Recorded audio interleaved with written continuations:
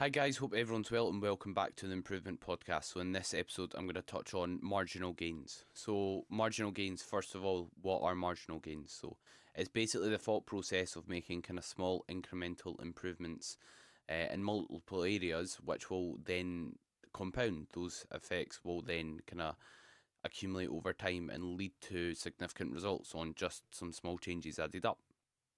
And this is something I think's extremely valuable and important, and because like the small like doing one positive habit might not show much difference, but doing that for a day, for example, because muscle growth takes time, fat loss takes time, but the more the wee marginal improvements you can put in place add up, the more likely you are going to be to reach your goals, the more likely you are going to be to progress at a faster rate. So I think that's something massively important that will add up over time and help you make the most of your progress.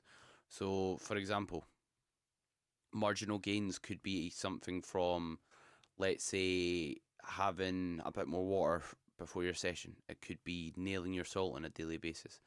It could be getting a bit more sunlight exposure. But all these things do slowly and surely add up over time. And in terms of marginal gains, like you might not see much benefit in terms of like the marginal gains in research, for example. And this is something that research is maybe our downside of research. Like when we're thinking about making these wee small improvements in the grand scheme of things, like a 12-week study might not tell you that doing this wee certain habit or making this improvement or timing your nutrition a certain way is going to yield results. And the reason being is if we think about overall how much muscle you build in the space of a month, the space of a 12-week study, it's very small in the grand scheme of things, even if you're nailing all your variables. So studies won't always show that some things potentially work. So when I'm kind of thinking about, right, what wee improvements can I make? How can I optimize my training? How can I optimize certain variables? I don't wait until like a study comes out for me to put something in place. Obviously, if there's a lot of evidence behind something not working, that's something to consider. But I don't wait for studies to prove something's beneficial or not. And also, like science proves and disproves itself time and time again. There's conflict in research and science, so I'm a big believer in making these marginal gains, even if like science doesn't support it to an extent, if that makes sense. And yeah, so and with marginal gains, that people will argue it doesn't matter, don't sweat the small stuff. But the way I look at it is every small thing I sweat is something that my competition's not sweating. It's my chance to get the upper hand on my opponents on, or I don't know if you class people you compete in bodybuilding as opponents or my competitors. That's a better way to put it. And in terms of something I want to touch on is like people will say like they don't matter, but you could say that about everything relating to fitness. Like people might say, "Oh, you're something in regarding to nutrient timing doesn't matter, or when you eat your protein or whatever." But where do you draw the line in terms of what does matter or what doesn't? I think all these wee variables do add up, and all the wee kind of 1% wee marginal gains, all the wee wins you can make add up over time, accumulate and cause you to reach your goals. So where do you draw the line? Like, does how much protein you have in a day matter? Does protein timing matter? Because then you could say that about everything, and then before you know it, like you're just doing the bare minimum, and your progress is going to reflect that. So I'm a big believer we should kind of take these kind of marginal gains seriously.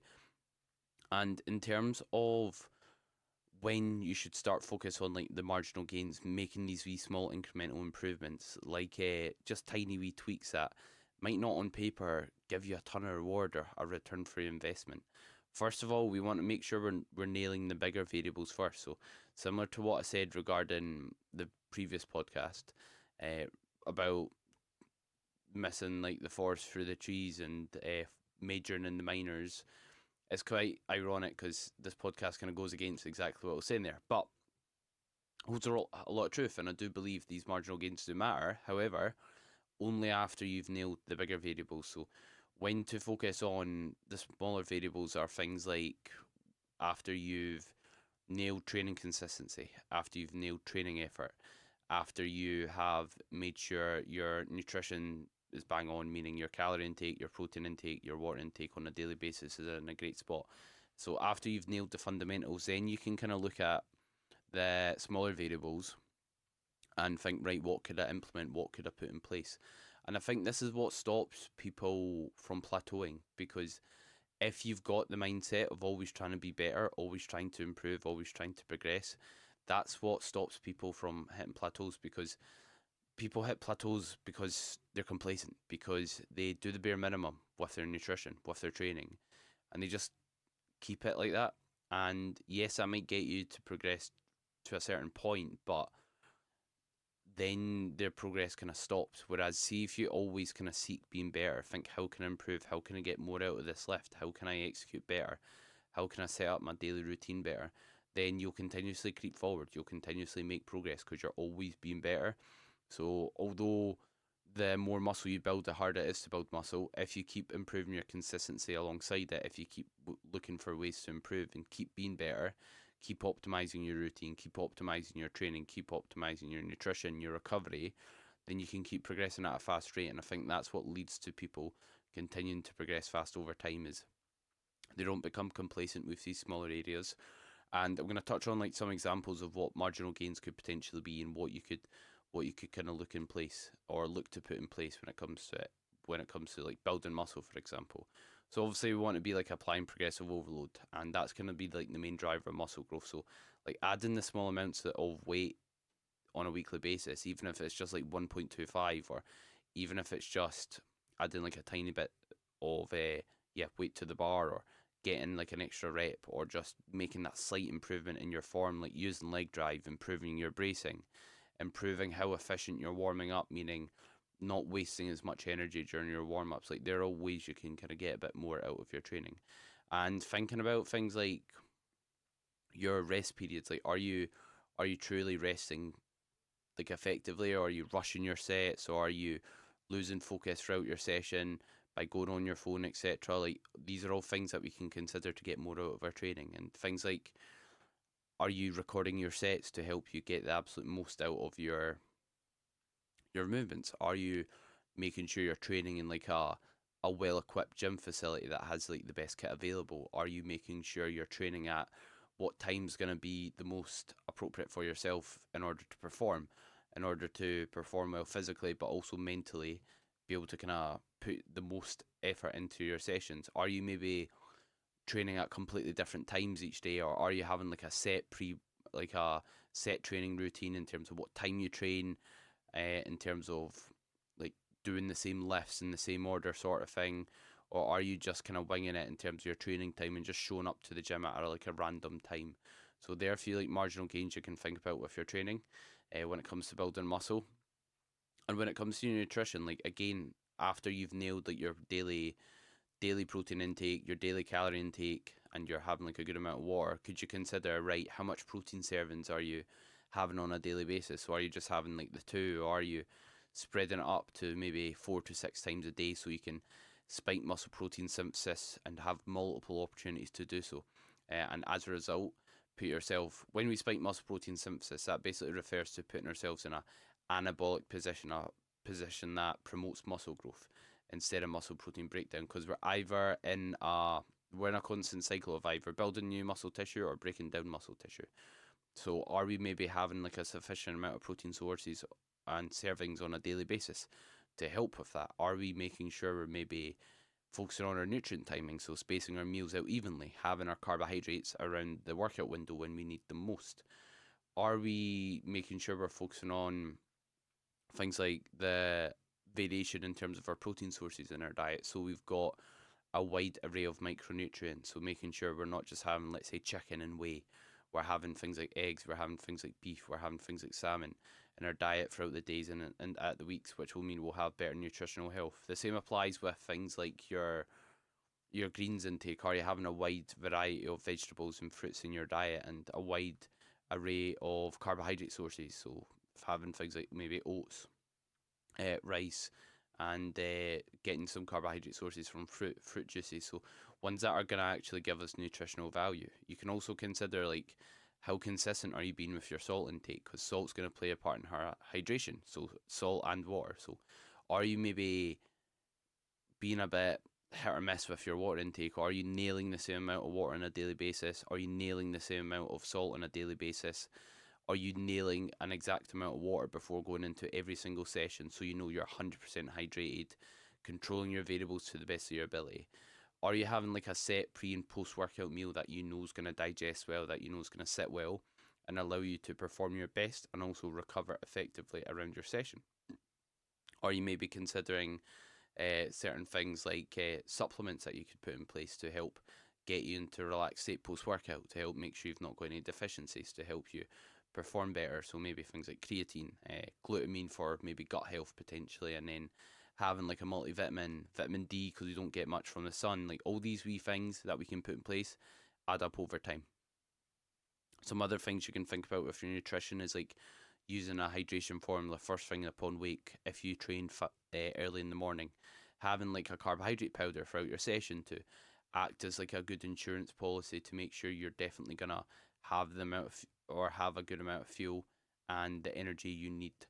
And with nutrition as well, like to make sure your digestion stays in a good spot when you are in like a gaining phase, a muscle building phase, like making sure you're doing things like taking deep breaths before meals to help get you into a relaxed state.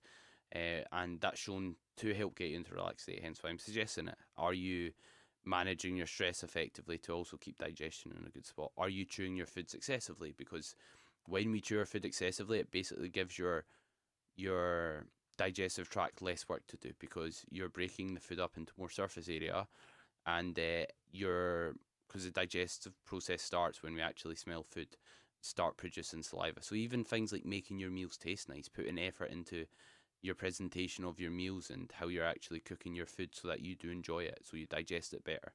All these things add up.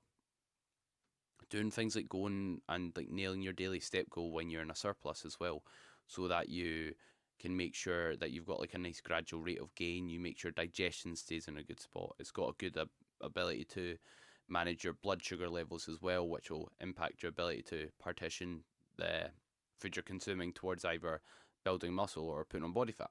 So these are all things we can consider with things like our nutrition overall routine. And also like things like sleep. So with sleep quality, like aiming for like 7 to 9 hours a night and trying to put habits like in place before bed. Like this is something massive on with sleep. And I think the marginal gains really applies when it comes to sleep. So not just like getting 8 hours sleep and be like, oh, I sleep 8 hours, I sleep fine. Oh, I've got a good routine.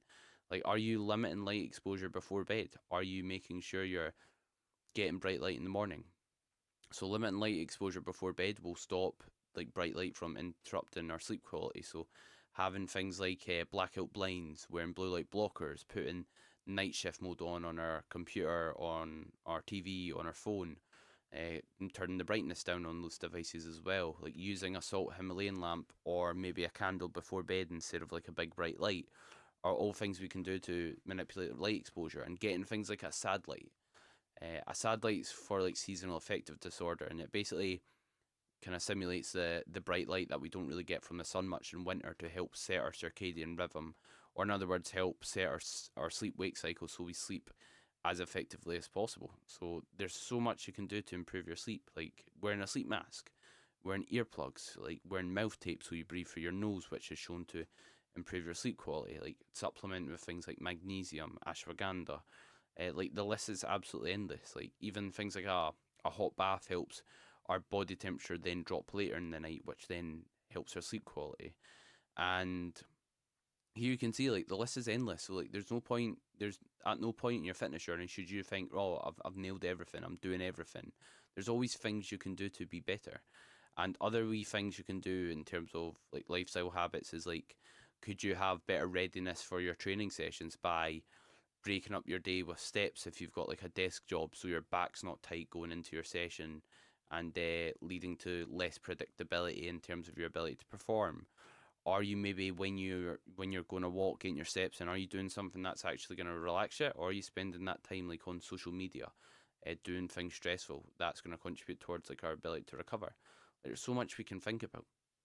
And some specific ones when it comes to like marginal gains to help in terms of fat loss is like when it comes to creating a calorie deficit, like making sure we are maybe trying to focus on, right, how can we put more expenditure in place. So things like, I know it sounds silly, but like standing in between your sets instead of sitting down, that's a wee marginal gain you can put in place to burn more calories. Parking far away from the shops, parking far away from other places you're going or whatever, the gym, and then that will mean you'll be walking further, which will mean you'll get more steps in, which will contribute towards losing body fat. Things like putting habits in place that are going to help manage your hunger and appetite, like high fiber foods, and making sure like our proteins in a high spot, to make sure like again we slow the digestion of the food we're consuming, etc. And as for like your nutrition, like just paying attention to maybe chewing food at like a slower pace and chewing it more excessively is shown to help manage your hunger. Again, we marginal gain you can do to make your diet and process easier. And swapping things like high calorie condiments to low calorie condiments, like a wee small swap on paper, but do that every day, that might add up and cause you to lose more over a dieting phase as a whole.